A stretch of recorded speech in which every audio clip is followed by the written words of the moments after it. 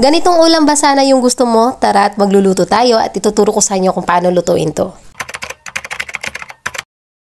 Kung napanood mo yung isa kong video, ito yung araw na to na bumili ako doon sa labasan at gabi na ako nauwi. Pero bago tayo magluto ng ulam natin at ayan, magsasaing muna ako. Kapag ako talaga tuwing hapon, mas inuna ko talaga ang magsaing kaysa magluto ng ulam. Minsan kasi pag unahin ko magluto ng ulam, nakakalimutan ko yung magsaing. Diba? Minsan din ba nangyari sa'yo yung excited ka ng kumain kasi tapos na yung luto mong ulam tapos yun pala wala kang sinaing? Matatawa ka na lang talaga na maiinis kapag ganun yung mangyari sa'yo. Pagkatapos ka nga magsahing at ayan, isusunod na natin yung ating isda. Dapat sana piprituhin to pero gagamitin ko ang aking grill pan kasi hindi natin piprituhin, konti lang mantika ilagay natin. Dahil wala naman tayong pamunas kaya ginaganyan-ganyan ko na lang yung mantika para lahat malagyan. Pero konti lang talaga mantika ilagay natin dito. Grabe, napakaingay ng manok namin dito. Nakikisabay din dito sa voice over ko. Kapag mainit na yung mantika at ayan, ilalagay na natin yung ating mga isda. 4 na piraso nga lang lutuin ko dito para hindi naman sobra-sobra yung lulutuin natin. 2 lang kasi kaming kakain nito. Pagkasalang ko nga na itong isda at ayan, hiwain na natin ang ating mga ricado. Meron lang tayong talong dito, naglagay din ako ng sibuyas, meron din akong bawang, luya at saka kamatis. Dapat sana ilalagay natin dito yung green sili pero wala akong green sili kaya ang nilagay ko na lang dito yung pulang sili. Hihiwain lang natin yung talong natin kasi titignan natin baka naman may mga uod pa dyan sa gitna o baka may sira. Pero buti na lang talaga lahat ng nabili kong talong 4 na peraso to, wala talagang sira nito. Kayo na rin bahala kung paano nyo siya hiwa-hiwain, basta ako ganito na yung paghiwa ko at ayan nga lumipad pa. Pero meron pa talaga isang ingredients dito na hindi pwedeng mawala. At kung gusto nyo malaman kung ano yon, panuorin nyo talaga tong video na to. Charis lang. Pero sa totoo lang, bihira lang talaga ako magluto ng ganito. Kung nakarang taong parang isang beses lang ako nakapagluto ng ganito din. Pero mas maganda ka talaga kapag bihira ka lang magluluto ng mga ulam na ganito kasi matatakam talaga yung paglulutuan mo. Yung mga niluluto natin tuwing hapon, kasi tuwing hapon lang naman talaga ako nagluluto ng ulam. Simple lang naman talaga to, lutong bahay lang naman talaga siya. Pero minsan dapat kakaiba din. At dahil nga dito lang ako palagi sa bahay, alam nyo ba, isa sa pinaka-problema ko talaga kung ano yung uulamin tuwing hapon. Makaka-relate talaga dito yung mga mami na laging nasa bahay tapos yung mga mister na sa pasok. Isipin nyo talaga lagi kung ano talaga yung ulam, anong magandang ulam tuwing hapon. Ako din kasi hindi talaga ako mahilig bumili ng ulam sa labas. Pero ewan ko din ba kapag bumibili kami ng ulam sa labas, pakiramdam ko talaga hindi ako nabubusog. Parang hindi pa rin ako kumain kapag yung ulam namin ay binili lang sa labas. Masarap din talaga kapag lutong bahay talaga yung kinain mo, yung ikaw misma talaga nagluluto, yung talaga yung gusto ko. Kung gusto niyo din pala magluto ng ganito, huwag niyo talagang kalimutan na maglagay talaga ng kamatis kasi isa talaga nagpapasarap dito ang kamatis. Yung siniparate kong kamatis na ko iba ng amoy niyan kaya hindi ko na siya ihahalo dun sa lulutuin ko. Isa din talaga napapansin ko kapag nagluluto ka tapos kumpleto yung ricado mo, mas lalong sumasarap yung luto mo talaga. Katapos ko nga maghiwa ng mga ricado dito at ayan, tama-tama din na naluto na din yung mga isda natin. Alam nyo ba itong grill pan ko, nako, gustong-gusto ko talaga to kasi ilang beses na ako nakapagluto dito ng walang mantika at hindi talaga siya dumidikit. Pwede ka talaga mag-ihaw dito o magsangyup-sangyup. Ayan, kita nyo naman, pwede rin dito yung isda rin. Pero ako naglagay ako ng kunting mantika dyan para hindi naman masyadong dry yung isda natin. Sa mga nagtatanong pala dyan kung bakit ginanito ko muna bago ko lutuin, ganun din naman, lulutuin din naman. Mas maganda kasi pag prituhin mo na yung isda kasi hindi siya madudurog kapag lulutuin mo na uli. Hahanguin na nga natin itong isda na to kasi okay na talaga to para mapagsimula na natin yung ating pagluluto. O diba ilang beses ba itong lulutuin yung isda, kawawa naman na torture na talaga to. Pero wala talaga tayong choice kat ito yung pamaraan natin kung paano siya lutuin para mas lalo pa talaga siyang sumarap. Katapos nga natin makuha yung ating nilulutong isda at ayan, magsisimula na tayo sa panibago nating pagluluto. Ay nako, ang daming proseso bago pa tayo makakain ito. Pero ayan na nga, magluluto na talaga tayo. So gagamitin ko naman tong aking non-stick na pan. So ito talaga paborito kong pan talaga at mag-aapoy lang tayo nito. Lalagay lang din tayo ng kunting mantika. So kunting mantika lang talaga ilalagay natin dito. Sunod na din natin ang ating luya. Pagkasunod ng luya, hindi natin patatagalin. Isusunod na natin yung ating bawang nito para mas lalong mabango pa. Kapag medyo konting brown na yan at isusunod na din natin yung ating sibuyas. So halo-halo lang naman talaga to, yung parang nagluluto ka lang talaga ng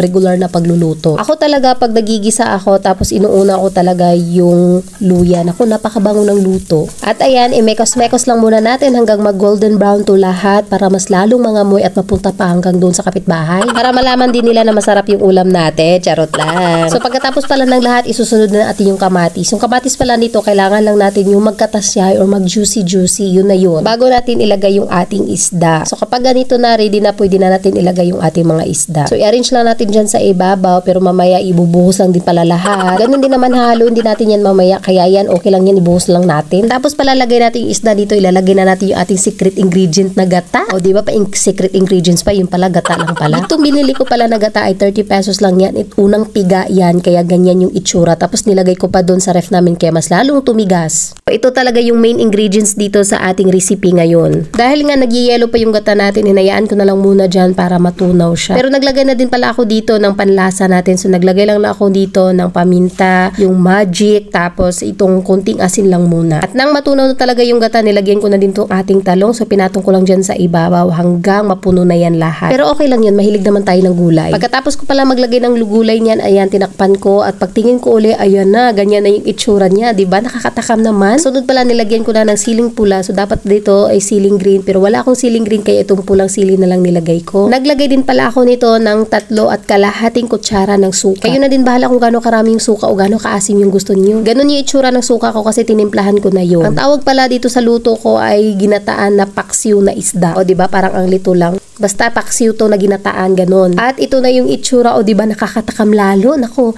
kapag nagluto pala kayo dito, wag yung tipirin ng gata kasi mas malalo siyang masarap. Hinayaan ko nga muna siya dito ng konti, yung parang magkatas-katas na talaga siya. Yun na yung gusto ko talaga, parang nagmamantika. Pero yung apoy dito, hininaan ko na kasi okay na naman talaga to at luto naman talaga siya. Naglagay din pala ako nito ng string onions, pero pwede na rin hindi kung ayaw nyo. So ito optional lang naman to, pero ako naglagay ko dito kasi mas nasasarapan ako kapag merong spring onion. Fresh from the garden ko pa naman tong spring onions kaya mas lalong gusto kong lagyan. At ito na talaga yon, ito na talaga yung pinaka-final natin. Magsasandok na tayo at kakain na. Ayan, kita nyo yung partner ko, ang laki ng subo. At kita nyo naman, o diba, ang sarap talaga, nakakatakam. Kung nagustuhan nyo pala tong video ko, huwag kalimutan mag-like and subscribe.